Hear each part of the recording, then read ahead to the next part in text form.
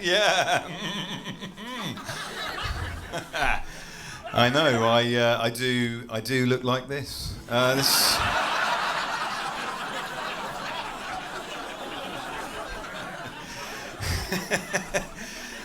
No one ever shares their cocaine with me. That's. Oh yeah. You can relax, mate. It's all right. It's a little bit expensive for them. So,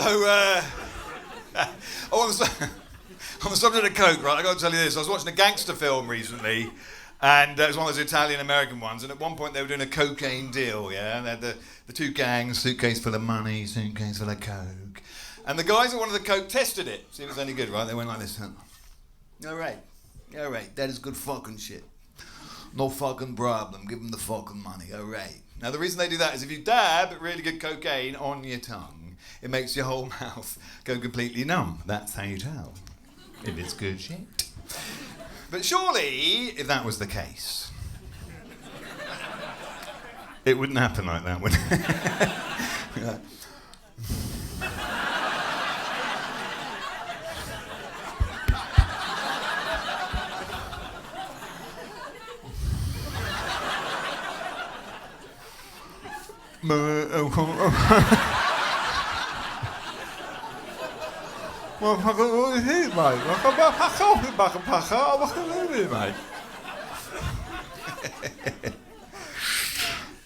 So I'm in a relationship. Yeah, crazy times with the lady. You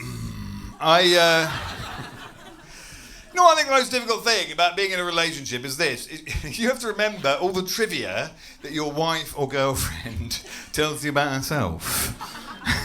Oh, by the way, when I say trivia, I mean vital information that must be remembered at all times.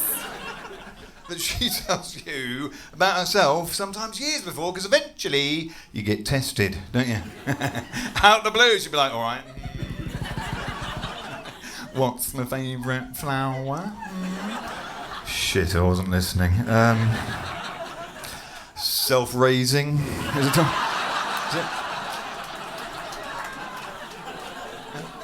Come back. We went on a little holiday together recently. We flew on an aeroplane, quickest way. Flew Ryanair, not such a great way. Anyone been on Ryanair? Yeah, a little bit more anger in the room now and there. Fucking ruined my life. This is my thing about Ryanair, right? I'm getting just a little bit sick and tired of all these big companies and corporations like Ryanair that are boasting about stuff that they're meant to do anyway as part of the service, right? Because we were on this Ryanair flight, and when we landed on time, they congratulated themselves for the fact that we'd landed on time. Plane lands on time, we're sitting there, suddenly over the intercom, you get a recorded announcement, don't you?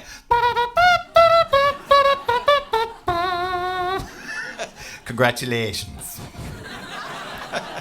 You have landed on yet another on-time flight. Last year, 90% of Ryanair flights landed on time. Bloody blah. A little bit smug, that, isn't it? A little bit cocky. What about, though, the 10% that are late? I reckon they used to have to do an announcement for when they land as well, but they don't, do they? This is my suggestion.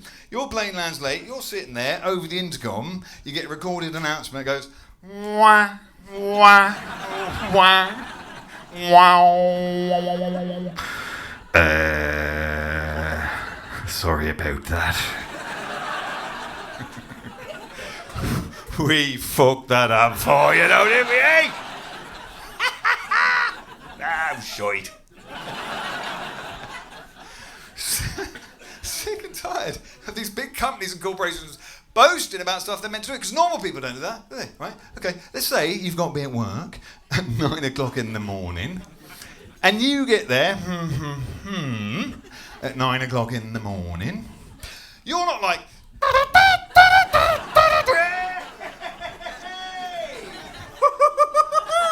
Hello.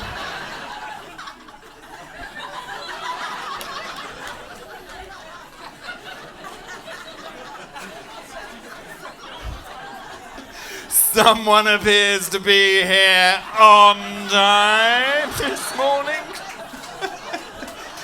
Don't they, darlings? Mentioning no names.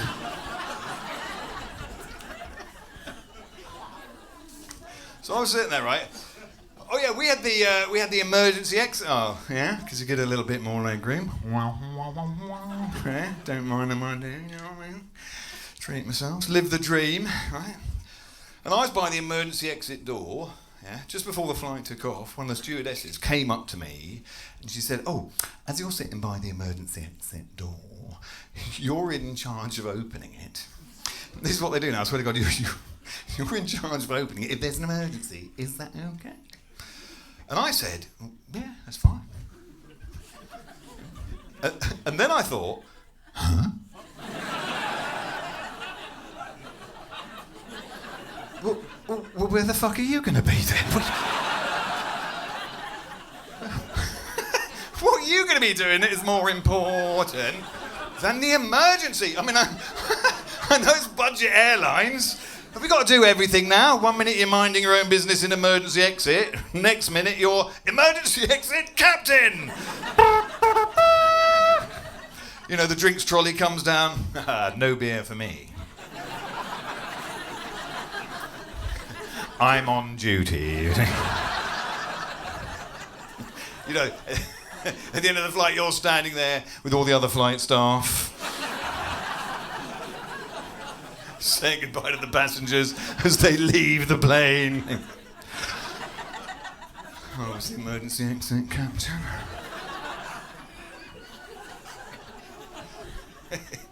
You know what struck me about this whole thing, right? I'm sitting there and I suddenly thought, what is the qualification for this incredibly irresponsible job? There is none. I've checked. There's none.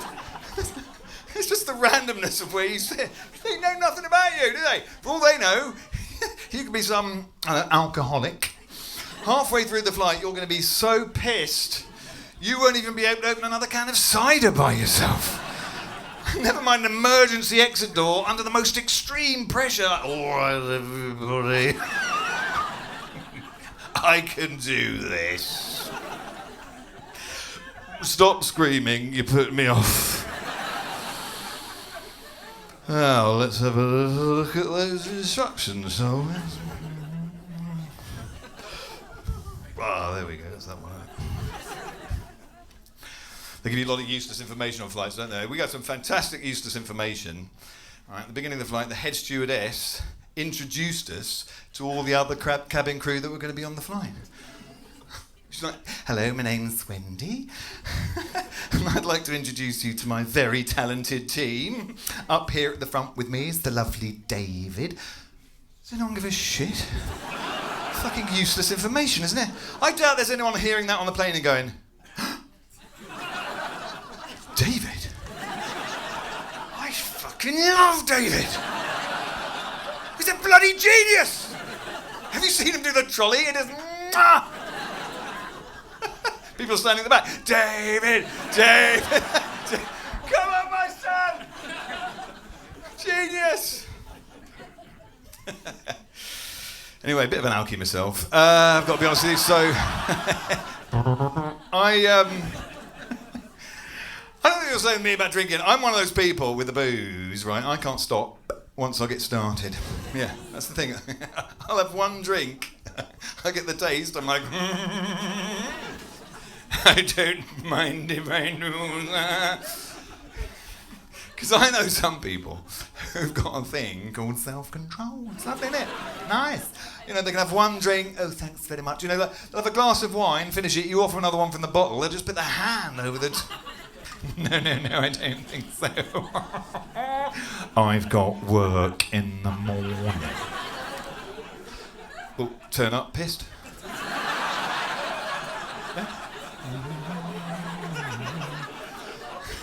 They put their hand so tightly over the glass, you've got to prise it off to give them more. You're coming to hell with me! I can't even have it in the house, or I'll drink it if I know it's there. Right? I'll be in the kitchen stirring my spaghetti hoops. Oh yeah, living the dream. Wow, wow, wow, wow, wow. Bottle of wine there. I'll be thinking, I'm not drinking tonight, and then I'll just hear the bottle of wine going, hey.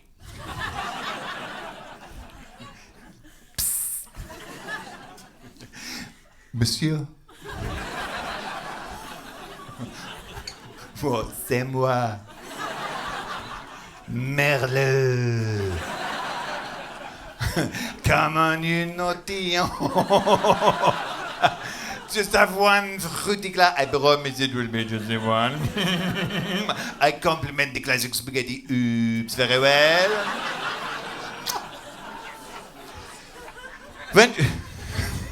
Eventually I'll give in, right? I'll have one drink, an hour later I'm going, oh man, you're such a naughty fellow.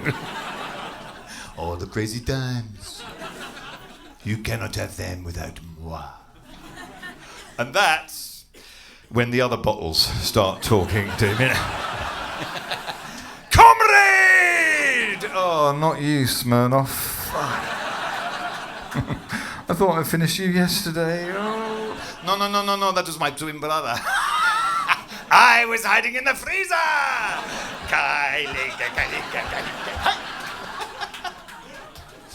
Yoo-hoo! Hi, sweetie. Have a little peach schnapps. Come on. Something for afters. I read a doctor's report about drinking once. I swear this is true. Apparently, if a couple are trying to have kids, the man is advised to cut down on his drinking because it fucks up all the sperm. Right? This is true. Apparently, you just get all these drunken sperm staggering about, you know.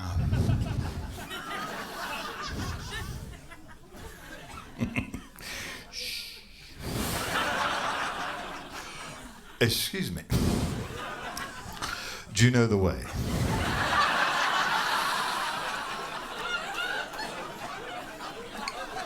To the fallopian jewel. My friends and I. Come on, you lot, fucking millions of you. Hooray!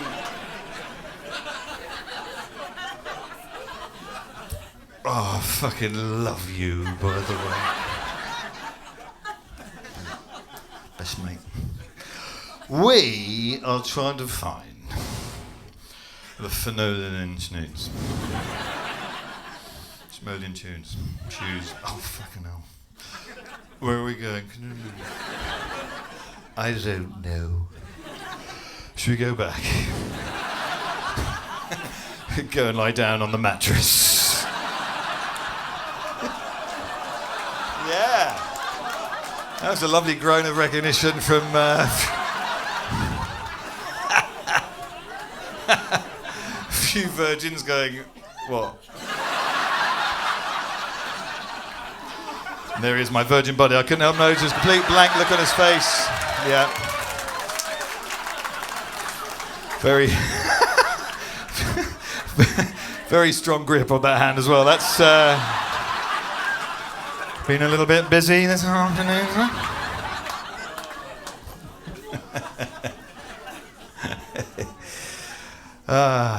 I used to be a virgin. It's all right. I used to be a virgin. Crazy times. Shit being a virgin, especially for blokes, I think, as well. Because you get to a certain age as a man, that is all you can think about, just possessed. Like, please God. Got worse the longer it lasted as well, my virginity. It was like having a sort of, nerdy friend following me around. I'd be trying to chat up a woman, being all cool. My virginity would be like, hello! Virginity coming through! Oh, piss off. Just leave me alone. But despite having this embarrassing appendage following me around, I did eventually end up in bed with a woman. But I was nervous, obviously. I've never done it before, right? But I'm thinking to myself, how difficult can this actually be? Right? My penis is down there, full of confidence. All right, better bing, better fucking bull. You know what I'm talking about here, huh? Bada bing. I got the two guys with me, Bobby and Tony.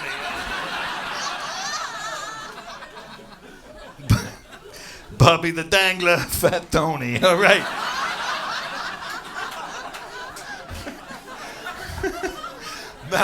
Now remember, Bobby, Tony, there's to be no shooting till I get inside. And I've had a chance to look around the joint. You know what I'm talking about? Come on. No! I said no shooting till I get inside, Bobby. Tony, what look at me, you fucking idiots. I was never gonna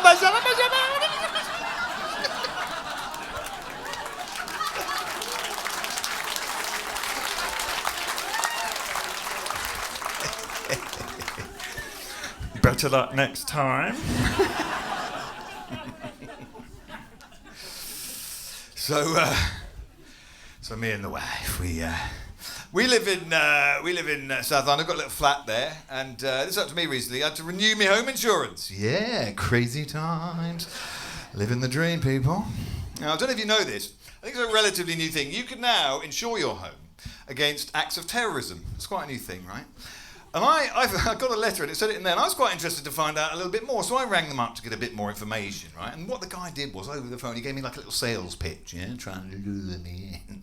He gave me an example of an instance when you can make a successful claim, right? This was his example, word for word. This is what he said. I swear to God, he said, well, if your flat came under a sustained attack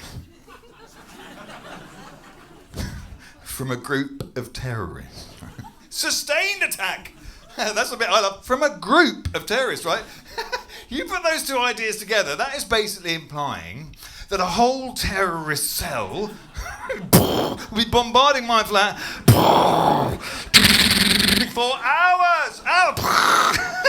I mean, why they're there in the first place, I have no idea. What ifs, right? And I would be there successfully fending them off.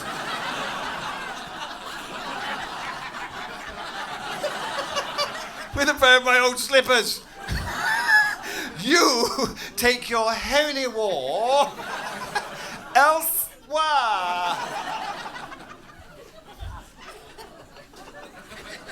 I mean, you can imagine trying to make a claim.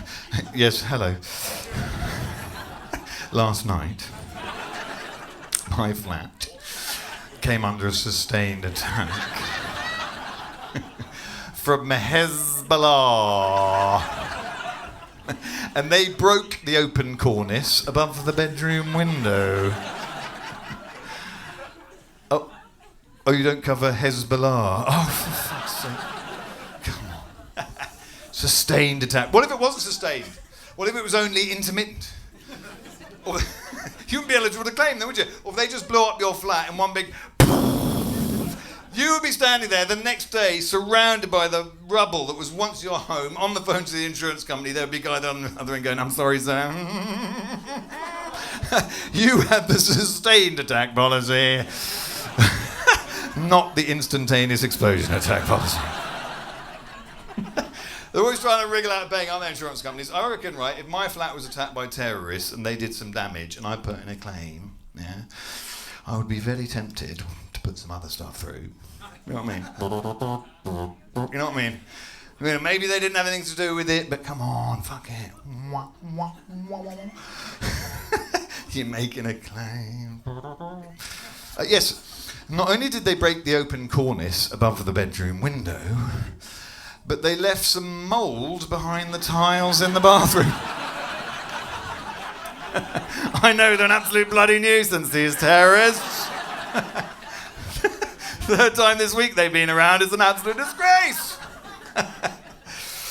Ladies and gentlemen, enjoy the rest of your show. I have been Addy Borgh. Thanks a lot. I'll see you again. Good night. Thank you.